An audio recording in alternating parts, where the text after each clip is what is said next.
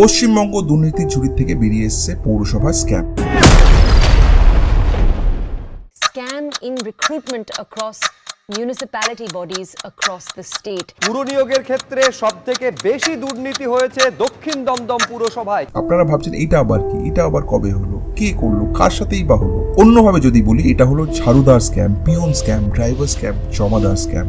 চলুন তাহলে টাইমলাইনটা একবার দেখে নিই। 21 এপ্রিল 2023 ইডি এই বিস্ফোরক তথ্য ক্যালকাটা হাইকোর্টে পেশ করে। তথ্য দেখে ক্যালকাটা হাইকোর্টের বিচারপতি জাস্টিস অভিজিৎ গঙ্গোপাধ্যায় স্পষ্ট নির্দেশ দেন যে পৌরসভা নিয়োগ দুর্নীতি এফআইআর দায়ের করে অবিলম্বে সিবিআই তদন্ত শুরু করতে হবে। 22 এপ্রিল 2023 ক্যালকাটা হাইকোর্টের নির্দেশ পেয়ে সিবিআই তাদের প্রথম এফআইআর দায়ের করে সোজা তদন্তে নামে। এপ্রিল 2023 রাজ্য সরকার ও এরপর চু করে বসে থাকেনি। সিবিআই তদন্ত আটকাতে তারা তখনই ছুটে যায় সুপ্রিম কোর্ট। সুপ্রিম কোর্ট থেকে সাময়িক স্টে অর্ডার আনার পর তারা ক্যালকাটা হাইকোর্টে একটা রিভিউ পিটিশন দাখিল করে যাতে সিবিআই কে এই কেস থেকে সরিয়ে দেওয়া হয়। মে 2023 কেসটা গিয়ে পড়ে জাস্টিস অমৃতা সিনহার বেঞ্চে। সরকারের সব আবেদন খারিজ করে দেন জাস্টিস সিনহা। তিনি স্পষ্ট ভাষায় জানিয়ে দেন যে শিক্ষক দুর্নীতি আর পৌরসভা দুর্নীতি কোনো বিচ্ছিন্ন বা আইসোলেটেড ঘটনা নয়, এটা একই অর্গানাইজ ক্রাইমের অংশ, একই চুরি, একই ভিকটিম। সরকার এরপর ডিভিশন বেঞ্চ থেকে আবার সুপ্রিম কোর্ট অব্দি কোটি কোটি টাকার উকিল দাঁড় করিয়ে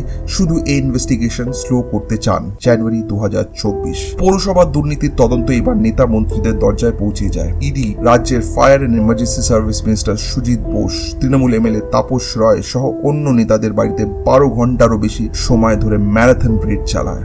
মার্চ 2025 অয়নশীল শিক্ষক দুর্নীতিতে তো বেল পেয়ে গেল।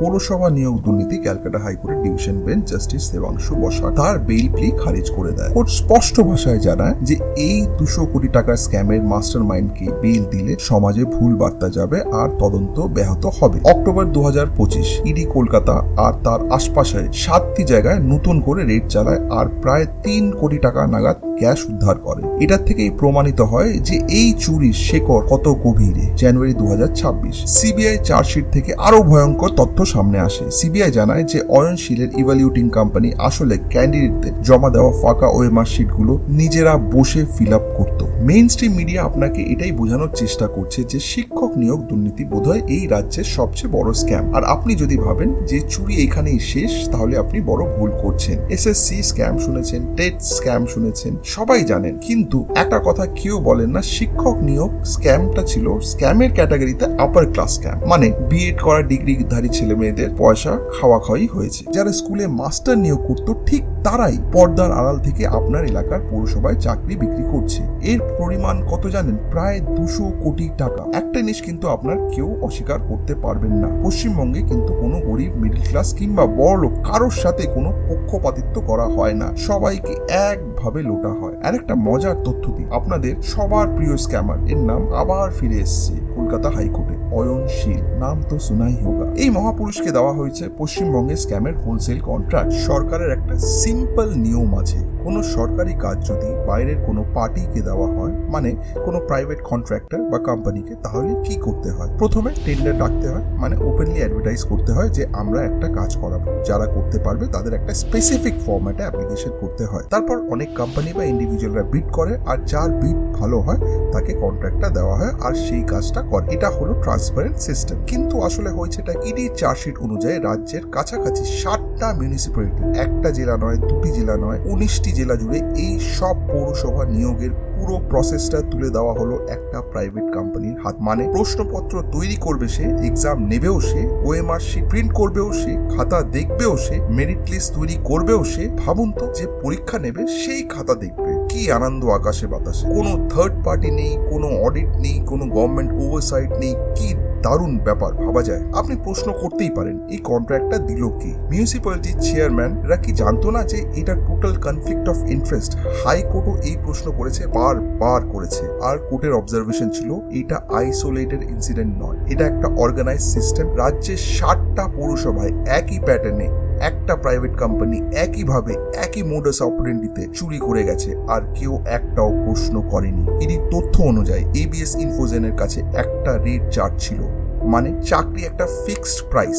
ক্লার্ক হতে চাইলে 5 থেকে 7 লক্ষ টাকা, পিওনের জন্য 3 থেকে 4 লক্ষ টাকা, ঝাড়ুদার সুইপার মানে যেই মানুষটা রাস্তা ঝাড়ু দেবে তার জন্য 2 লক্ষ টাকা। একজন গরিব মানুষের কাছে 2 লক্ষ মানে কি বুঝতে পারছেন? মায়ের সোনা গয়না, বাবার চাষের জমি, পাড়ার কোনো দাদার কাছ থেকে চড়া সুদে টাকা। এই টাকাটা নিয়ে তারা চাকরি কিনতে গেছেন, ভাবা যায়? ইডি চার্জশিট অনুযায়ী ক্যান্ডিডেটদের বলা হতো পরীক্ষা হলে যাও, নাম রোল নাম্বার লেখো, বাকি সব ফাঁকা রেখো। ওএমআর শিটে একটাও বাবল ফিল করবে না। ক্যান্ডিডেট বুঝতো সেটিং হয়েছে, তাই ফাঁকা শিট জমা দিয়ে আসতো। আর তারপর সেই ব্ল্যাঙ্ক ওএমআর শিটগুলো আসতো এভিএস ইনফোজেনের অফিসে। সেইখানে হয় ম্যানুয়ালি বা মেশিনের মাধ্যমে সেই শিট ফিল করা হতো আর তৈরি হতো ফেক মেরিট লিস্ট। কিন্তু এখন একটা বড় প্রশ্ন থেকে যায়, 200 কোটি টাকা কালেক্ট তো করা হলো, আর এই ক্যাশ এর ভর্তি ব্যাগ নিয়ে ঘোরা যায় না? টাকাটা লুকোনো হলো কিভাবে?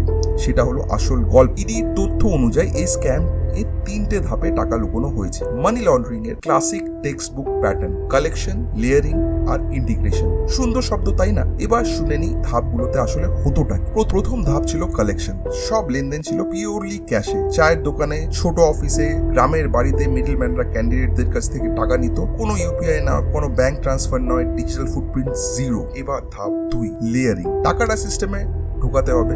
এত ক্যাশ তো ব্যাগ ভর্তি করে ঘরে রেখে দেওয়া যায় না। সিস্টেমে কালো টাকা সাদা করার এক মুখ্য মেশিন আছে যাকে বলা হয় সিনেমা। ইডির তথ্য অনুযায়ী চুরি করার টাকার একটা অংশ ইনভেস্ট করা হয়েছে একটি প্রোডাকশন হাউসে। কিন্তু কেন? আচ্ছা, ব্যাপারটা ঠিকভাবে বুঝি, একটু খুলে বলি। হঠাৎ করে দেখবেন কিছু অচেনা মুখ রাতারাতি ফিল্ম প্রডিউসার হয়ে ওঠে। তাদের কোনো সিনেমার এক্সপিরিয়েন্স নেই, কিন্তু পকেটে আছে অবৈধ টাকার পাহাড়। ফর্মুলাটা খুব সিম্পল। ধরুন একটা সাধারণ সিনেমা তৈরি হলো। সিনেমা হলে গিয়ে দেখবেন পুরো হল ফাঁকা, মাছি উঠছে, কিন্তু কাগজ কলমে শো দেখানো হচ্ছে হাউসফুল। এই টিকিটগুলো আসলে কিনছে কে? ওরা নিজেরাই। পৌরসভা থেকে তোলা ওই কাঁচা ব্ল্যাক মানি দিয়ে হাজার হাজার ফেক টিকিট কেনা হলো। আর এরপর কি দাঁড়ালো? বক্স অফিসে সিনেমা হিট। আর কালেকশনের নাম করে প্রডিউসারের ব্যাংক অ্যাকাউন্টে যে টাকার পাহাড় রিটার্নে আসলো সেটা একদম চকচকে ট্যাক্স পেড হোয়াইট মানি। শুধু কি তাই, অন্য দিক থেকে ভুগো শেল কোম্পানি খুলে সেই অ্যাকাউন্টে ব্ল্যাক মানি ঢোকানো হলো।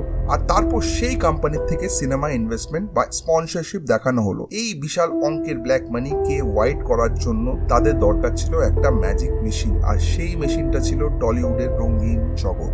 কিন্তু শুধু সিনেমা নয়, বাকি টাকা ইডি চার্জশিট অনুযায়ী সেটা গেল বেনামি প্রপার্টিতে। হুগলিতে জমি, সল্ট লেকে ফ্ল্যাট, নিউ টাউনে রিসর্ট, রাজ্যের বাইরেও প্রপার্টি। বেনামি মানে কি? মানে সেটার দলিলে অয়নশীলের নাম নেই, কোনো অন্য অচেনা নাম, আত্মীয় স্বজন, বন্ধু বা ফেক শেল কোম্পানি, যাতে কোনোদিন ধরা পড়লো পুলিশ বা ইডি সেই প্রপার্টির মালিক অব্দি পৌঁছাতে না পারে।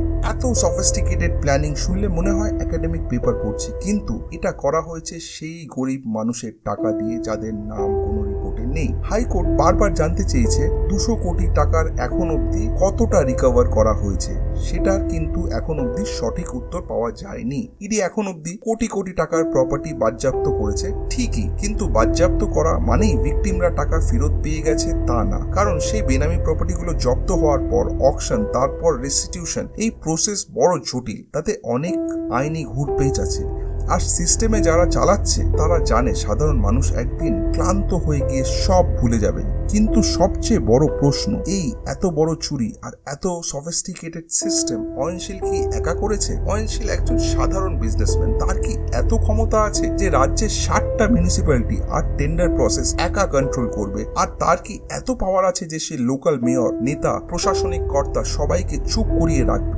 সাধারণ বুদ্ধি বলে একেবারে সম্ভব নয়। অয়নশীল ছিল ফ্রন্টম্যান, আসল হাত সেটা ছিল অন্য জায়গায়। আমি আপনাকে একটা সহজ প্রশ্ন করি, আপনার এলাকার পৌরসভার চেয়ারম্যান কি আপনি চেনেন?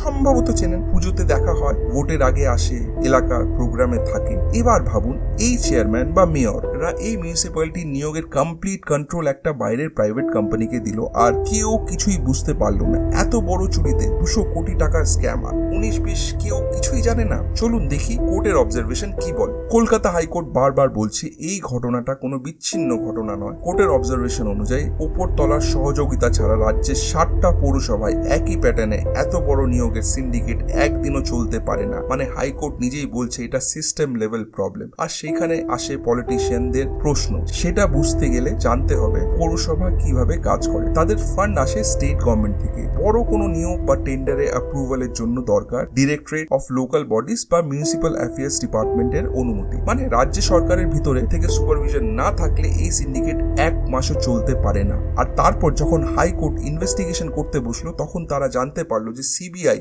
আর ইডি তদন্ত রাজ্যের কয়েকজন হেভি ওয়েট নেতার দরজা অবধি পৌঁছে গেছে। আমরা সেই নামের কথা এখন তুলব না, কারণ আমাদের কাছে সেই ব্যক্তিগুলোর বিরুদ্ধে কোর্টের ভেরিফাইড জাজমেন্ট এখনো নেই। কিন্তু এটা বলতে পারি, আমি খুব ভালো করে জানি আমাদের দর্শকরা সেই নামগুলো ঠিক জানেন। চাইলে সেই নামগুলো কমেন্ট বক্সে লিখতে পারেন। আর ইডির দাবি অনুযায়ী পলিটিশিয়ান লেভেল অবধি এই নেক্সাসের শেকড় ছড়িয়ে আছে। আগেও ইডির চার্জশিট অনুযায়ী পলিটিশিয়ানরা অ্যারেস্টও হয়েছে, কারো জেল হয়েছে, কেউ বেল পেয়েছে। আর সবচেয়ে দুঃখের আর লজ্জার বিষয় কি জানেন, যখন কলকাতা হাইকোর্টে মিউনিসিপ্যালিটির দুর্নীতির তদন্ত সিবিআই কে দিল, তখন রাজ্য সরকার কি করলো, তারা সিবিআই তদন্ত আটকানোর জন্য সুপ্রিম কোর্টে ছুটে গেল। ভাবুন, আপনার আমার ট্যাক্সের টাকা দিয়ে দেশের সবচেয়ে দামি লয়ার হায়ার করা হলো শুধুমাত্র ইনভেস্টিগেশন স্লো করতে। কার ভয়তে আর কার বা জন্য, সেটা আপনারাই বিচার করুন। আইনে একটা প্রভিশন আছে, prevention of money laundering act, PMLA।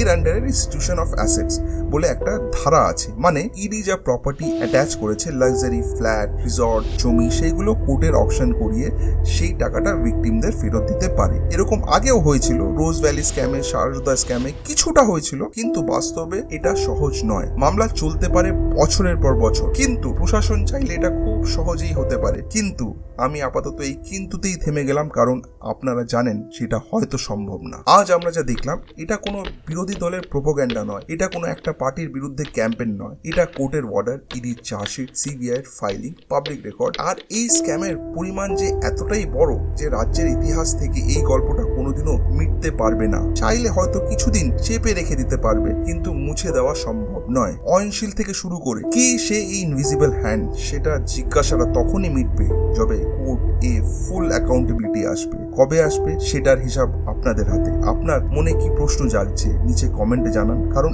এই প্রশ্নগুলোই রাজনৈতিক প্রেশার তৈরি করে, চাপেই পরিস্থিতি বদলায়। নমস্কার।